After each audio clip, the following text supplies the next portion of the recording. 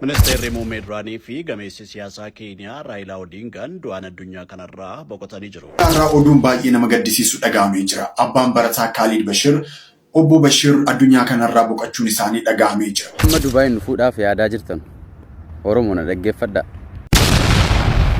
Ashama harka fuunee hordoftoota miidiyaa keenyaa haras viidiyoo haaraadhaan deebinee jirra. Viidiyoo kana like, share, subscribe gochuun jalqabaan isin jedha. Yaa'u bannee turre jechaadha. Yabduudhaan bannee turre chaanaalli keenya nu jalaa cufamee ture. Amma odeeffamee nu banameera jechaadha. Viidiyoo kana like, share, subscribe gochuun maatii chaanaala kana ta'an isin jedha. Battalumaan kara viidiyootti deemne jechaadha. Kara viidiyoo. Har'a oduun baay'ee nama gaddisiisu dhaga'amee jira. Abbaan barataa Khalid Bashir, obbo Bashir addunyaa kanarraa boqochuun isaanii dhaga'amee jira. Barataan Khalid Bashir qormaata biyyaalessaa kutaa 12ffaa qabxii olaanaa 591 fiduudhaan akka biyyaatti tokkoffaa bahuudhaan nama badhaafamedha. Dhibba san abbaan barataa Khalid Bashir balaa konkolaataadhaan akka miidhamanii fi akkasumas immoo biiroon barnoota Oromiyaa isaan yaalsisuudhaaf akka yaalaa jiru odeeffannoo isin qaqqabsiisee ture. Guyyaa har'aa kana oduu qaqqabeen abbaan barataa Khalid Bashir obbo Bashir du'aan addunyaa kanarraa boqochuun isaanii dhaga'amee jira. Barataa Khalid Bashir fi maatii isaatiif jajjabinaa hawwina. Guyyoota sadiif walitti aansuudhaan ijoolleen dhiiraas ta'ee dubaraa biyya keenya Itoophiyaadhaa gara biyya alaatti imalaa jiran guutummaan guutuutti haala jedhamuu danda'amuun buufata xiyyaaraa guddicha Itoophiyaa Boolee Eerpoortiitti yeroo isaan deebifaman dhagahaa jirra. Gochi kun kan raawwatamaa jiru guutummaan guutuutti haala jedhamuu danda'amuun imaltoota United Arab Emirates irratti yeroo ta'u anis kanuma irratti hundaa'uudhaan akeekkachiisa yookaan immoo deeffannoo imaltoota employment visa gara tourist visaatti jijjiiruudhaan gara biyya alaatti ergaa jiranuuf kennuun barbaad egaa ijoolleen kara daldalaa employment visa gara tourist visaatti yookaan immoo visit visaatti jijjiiramuudhaan gara United Arab Emirates imalaa jirtanu imala keessan har'aa kaasaa dhaabaan isiniin jedha. Erga airportii geessaniin booda birrii amma kana baasee ka'een deebi'aa jira jettanii bo'uu keessaniin dura dursitanii akka of eeggannoo taasistanuun isiniin jechuu barbaad egaa yeroo kanatti namni United Arab Emirates imaluudhaaf guutummaan guutuutti visit visa original yookaan immoo tourist visa originalii qabaachuu isin barbaachisa yookaan immoo guutuutti gara maabaraawwiitiin beekamtiin isiniif kennamuudhaan waraqaa keelloo isiniif kennamu fudhachuudhaan guutummaan guutuutti imala keessan taasisuu ni dandeessu. Kanarraan kanaaf imala gara EDTtiin isiniif taasifamu kamirraayyuu of qusadhaa jechuudhaan daldaltoonni namoota kara kanaan ergitanus ofis kasaararra galchaa ijoollee kanas balaa guddaarraa hin buusinaan isiniin jechuu barbaada. Kanaafis karaa seera qabeessaan karaa tuurist viizaa guyyaa 60maatiin erguu ni dandeessuun isiniin jechuu barbaada. Yoo kana gaa namoota biyya alaatti imala jedhaa jiranuuf diqqata karaa dogongoraatiin deemaa jiranuuf repost share copy link mention gochuudhaan ga'uun akka hin dagatamneen isiniin jedha. Akkasumas mallattoo iddoo tuquudhaan illee maatii keenya ta'uun akka hin dagatamne isiniin jechuun barbaada. Amma Dubaay nufuudhaaf yaadaa jirtan Oromoon dhaggeeffadhaa. Oromootu rakkataa jira miti. Oromootu hedduu dhufaa jira. Oromoo dhaggeeffadhu. Hamma Dubaay dhufuun cufameera miti beektu kanas. Amma haaraa ijoolleen nan jalqabaafanii jedhaa jirtanu keessoodhaan isinitti barreessaa jirtan. Hin jalqabinaa. Amma birrii maallaqa keessan nyaatamtanii teessu. Yoo obboleettiin keessi fudhataa jiraatte obboleettiin kee kana maallaqa kana fiduudhaaf amata 2 amata 3 irratti fudhata. Giidoo siin nyaachisin.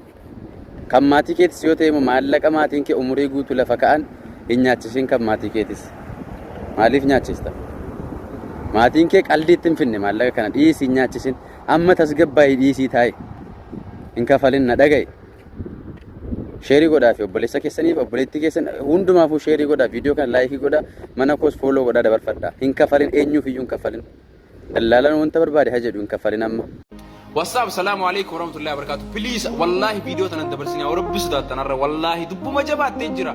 Annaan adagaa isiniif ni maa ijoolleen Dubaay dhufu karoora qabdan. Already Dubaay cufamee jira viizaan habiibi. Sigalee ijoolleen paaspoortii baafattanii yookaan iskaan gootanii ergitan hundi keessanuu viizaan Itoophiyaadhaa cufamee jira habiibi. Akkuma biyyoota ammaan dura Pakistan, Uganda, Sri Lanka biyyoota adda addaa akkuma cufamsaniif viizaan Itoophiyaadhis cufamee jira. Dallaalli maallaqa naqaadhaa isiniin jettee akka isiniin nyaanne.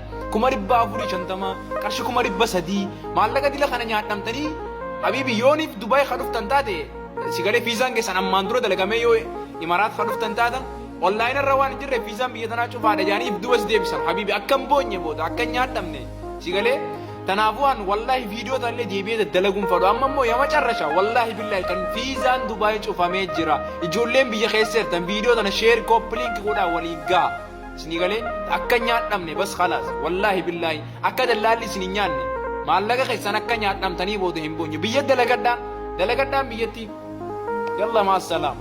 Ministeerri muummee duraanii fi gameessi siyaasaa Keeniyaa Raayilaa Odiingaan du'aan addunyaa kanarraa boqotanii jiru.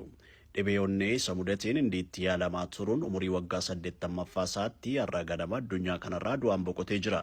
Filannoo pirezidaantummaa Keeniyaa keessattis yeroo 5 hirmaachuudhaan morkataa cimaa kan turee fi siyaasa Keeniyaa keessatti ashaaraa olaanaa kan qabu Odiingaan Komishineera Komishinii Gamtaa Afrikaa ta'uudhaaf Mahammad Ali Yesuuf waliin haga marsaa xumuraatti dorgomuun isaanii yaadatama.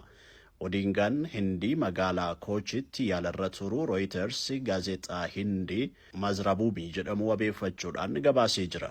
Raayilaa Odiingaan Uhuruu Keeniyaataa fi Wiiliyaam Ruuto waliin dorgomaa cimaa nama turedha. Bara faranjoota 2008 haga 2013 ministeera muummee Keeniyaa ta'uudhaanis tajaajilee jira. Yeroo garaagaraattis ministeera dhaabbilee adda addaa ta'uudhaan tajaajilanii jiru. Hundeessaa fi hoogganaa paartii siyaasaa ODM jedhamus turan. Filannoo pirezidaantummaa Keeniyaa darbe irratti Wiiliyaam Ruuto waliin morkatanii sagalee xiqqoodhaan caalameetu injifatame. Raayilaa Odiingaan bara 1970 Jaarmaniitti makaanikaal injiineringiidhaan digirii isaa xumuruudhaan booda gara Keeniyaa deebi'ee yuunivarsiitii Naayiroobii keessatti barsiisaa ta'ee hojjechuu jalqabe. Sana boodas Keeniyaa keessatti gita adda addaa irratti hojjechaa bizinesii keessattis nama jabaa akka ta'e ibsamee jira. Allammatan dhufuu Dubaay rakkoo hedduu jira siqaayi anamma ka'eeraa dhangala qopheessi birrii koo dallaala yoo ati na diddeen hin dhufa booleettee. Viidiyoon har'aaf qabannee dhufne kana fakkaata ture. Viidiyoo haaraadhaan hanga walitti deebinutti